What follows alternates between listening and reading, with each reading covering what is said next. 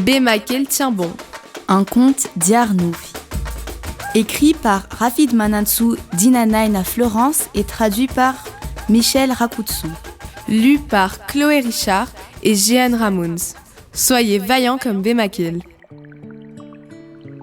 Il était une fois 2 garçons qui vivaient avec leur grand-mère dans un petit village au pied d'une colline. Le lieu était vraiment très beau et très paisible. L'aîné, que l'on appelait Benz, avait une dizaine d'années de plus que son petit frère Bem, que l'on appelait souvent Bemakel ou Petit Bem. Lui, Petit Bem, pour connaître son âge, les 10 doigts des 2 mains suffisaient. Les 3 membres de la petite famille logeaient dans une maison un peu décrépite. Benza, le plus âgé, respectait beaucoup sa grand-mère. C'était vraiment l'aîné remplaçant le père à la maison. Son petit frère, lui, était un enfant très simple qui aimait beaucoup jouer et avait un appétit immense. Aussi, pour rendre leur vie harmonieuse, la grand-mère était, elle, tous les jours très occupée. Mais ce qui était le plus fascinant, c'était le bonheur qui régnait dans ce petit foyer rempli d'amour. C'est vrai que l'affection peut compenser le dénuement et que la pauvreté n'est pas un frein au bonheur.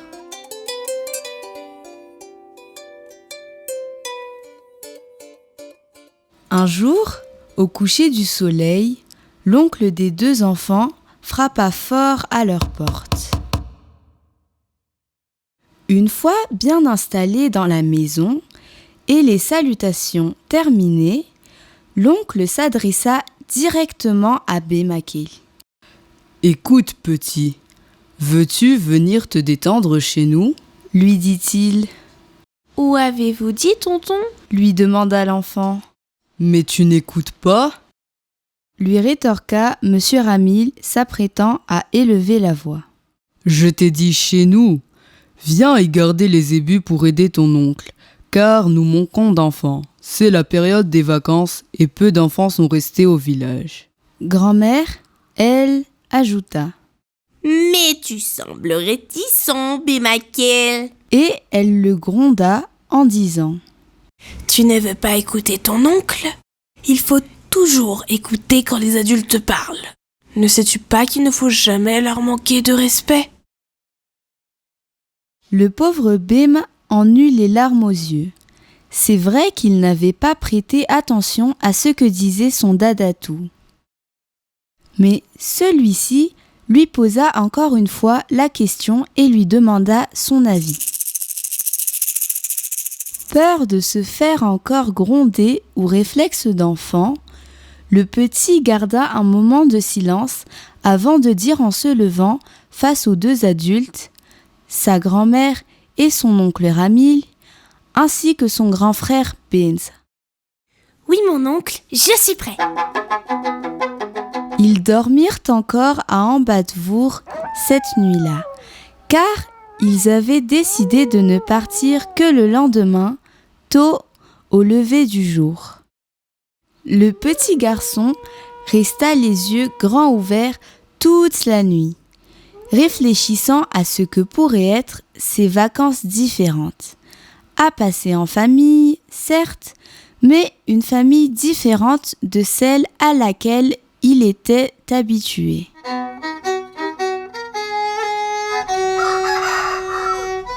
Quand arriva le matin attendu, ils prirent leurs bagages et dirent au revoir. La grand-mère recommanda chaudement à Bem de rester sage et d'obéir à son oncle, car celui-ci remplaçait son père. En effet, les 2 enfants étaient orphelins et c'est pour cela qu'ils étaient élevés par leur grand-mère. De plus, le petit garçon allait vivre 2 mois chez son oncle. 2 mois? Autant dire 2 ans. Se dit l'enfant. Il se fit beaucoup de soucis, car jamais de sa vie, il ne s'était éloigné de sa grand-mère et de son frère. En plus, cela allait durer 2 longs mois. Bim était un enfant renfermé. Son oncle allait-il pouvoir le changer? Bim n'était pas très bavard, mais c'était un enfant intelligent.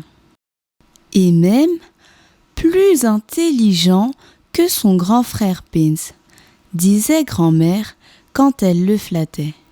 Ils y allèrent à pied, car, de fait, peu de kilomètres séparaient les 2 endroits. Ils marchèrent lentement, sans se presser, au rythme de l'enfant.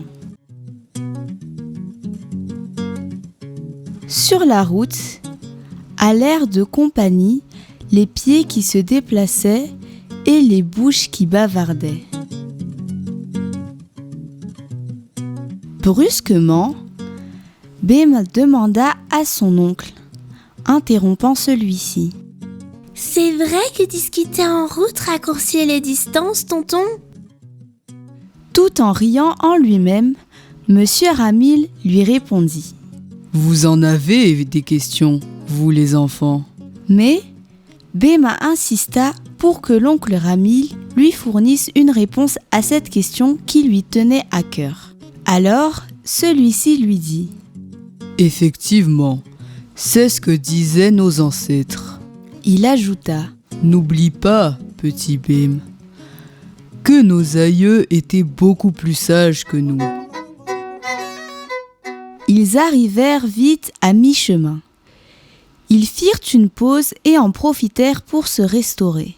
Et Dieu sait pourquoi, Bim refusa de manger, prétextant qu'il n'avait pas faim. « Tu dois absolument faire attention à ton corps et le nourrir, autrement tu seras fatigué. » dit Monsieur Ramil, mais Bim continua à refuser. « Ceux qui ont le ventre plein peuvent suivre tout le monde. Le sais-tu » Ramil dut insister, avant que Bim ne change d'avis et ne trouve plus rien à redire. Tandis que Monsieur Ramil disait « Si tu ne manges pas, tu auras faim.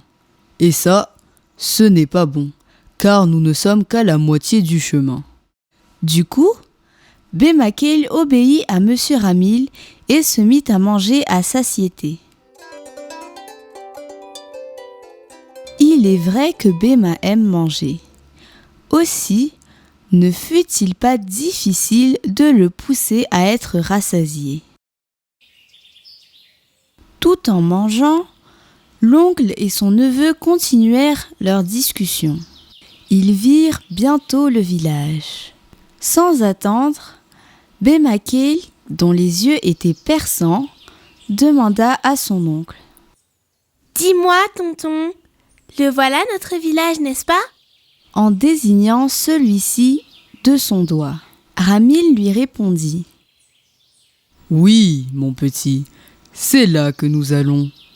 Ta tante doit être impatiente de nous voir.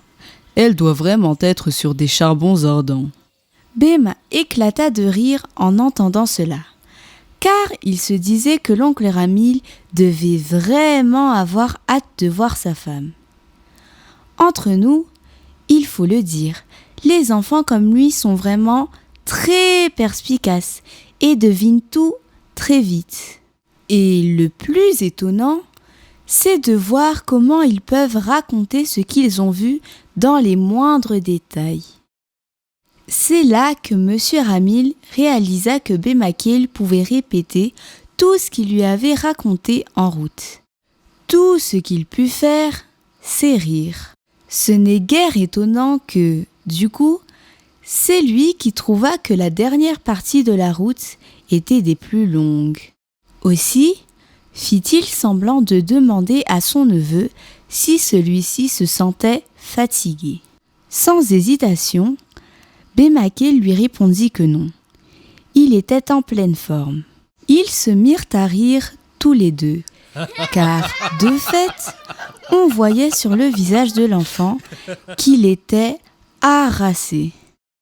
Mais pour celui-ci, le courage était essentiel, car, se disait-il, « Si le moral tient, le physique suit. » Dès ce moment, Ramil vit que le simple fait d'avoir pris la route avait changé beaucoup de choses en Bim. L'enfant s'était mis à poser de nombreuses questions sur tout ce qu'il voyait, et son oncle lui répondait avec plaisir. Cheminer ensemble fut vraiment un plaisir pour eux deux, car ils plaisantèrent et rirent tout au long du chemin. Même si l'enfant fut un peu grondé, Ramil dit à Bim que c'est de cette manière que parents et enfants peuvent s'éduquer réciproquement. Bim lui demanda de développer ses arguments. Malgré la différence d'âge, l'oncle et son enfant s'entendaient bien. Leurs liens de parenté ne firent que renforcer cette complicité.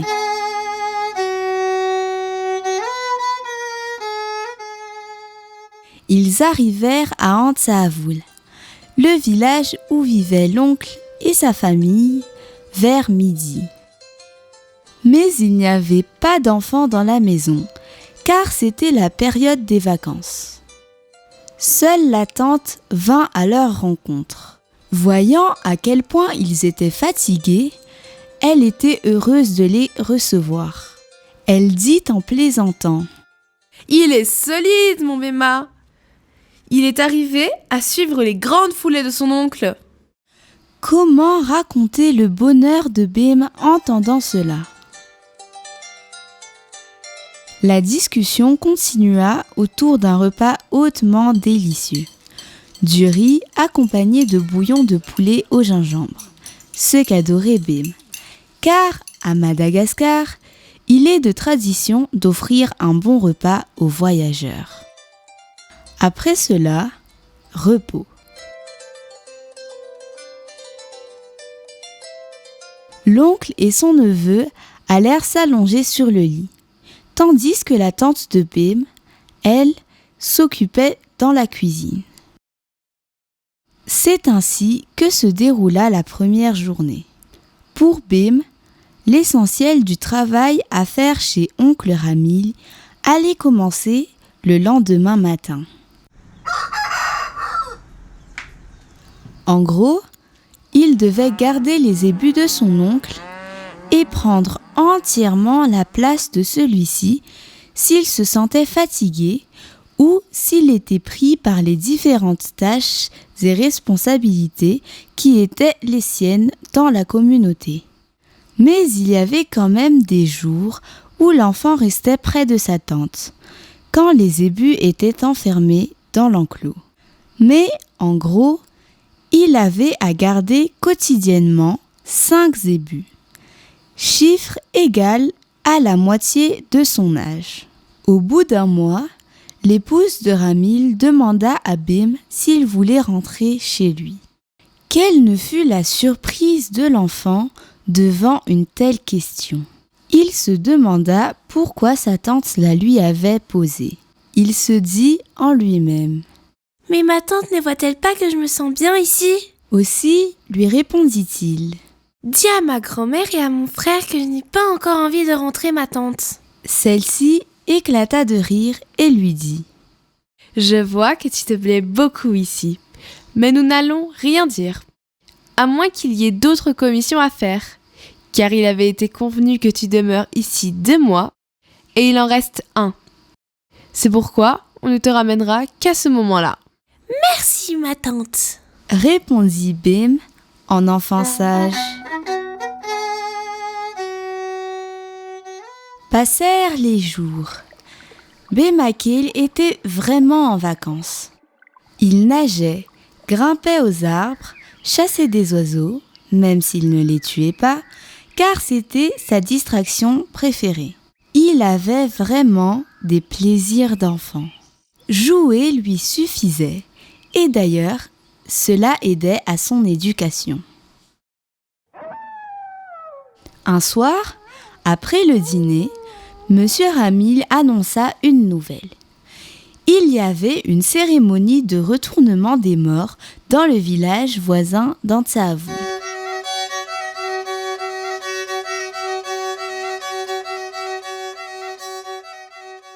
Bema se montra interrogateur, demandant qu'on lui explique cette expression. Retournement des morts ? Car elle était nouvelle pour lui et il ne la connaissait pas. Monsieur Ramil la lui expliqua, comme c'était de son devoir d'adulte. Mais le plus important, poursuivit-il, c'est qu'en fin de cérémonie, il y aurait un tournoi de lutte avec des zébus. Une lutte ? L'enfant savait ce que c'était. Le moment du Famadian arriva. Le spectacle de lutte clôturait les festivités. Les jeunes gens devaient y montrer leur force. On leur demandait de combattre les zébus les plus puissants et les plus belliqueux. Les animaux étaient saisis par leur bosse et le combattant s'y accrochait pour ne pas tomber. Très valeureux était celui qui tenait le plus longtemps. Non sans prudence, car pendant ce temps-là, l'animal devenait agressif et haletait fortement. Gare à ses cornes qui pouvaient vous éventrer et aux coups de patte capables de tuer. De plus, le zébu pouvait vous écraser du poids de son corps. Le zébu est un animal dangereux. C'est pour cela que la lutte est réservée aux jeunes gens les plus puissants. Le plaisir de Bemakil fut très grand en assistant à ce spectacle. Le soir, il combla de joie les deux époux en leur racontant la fête.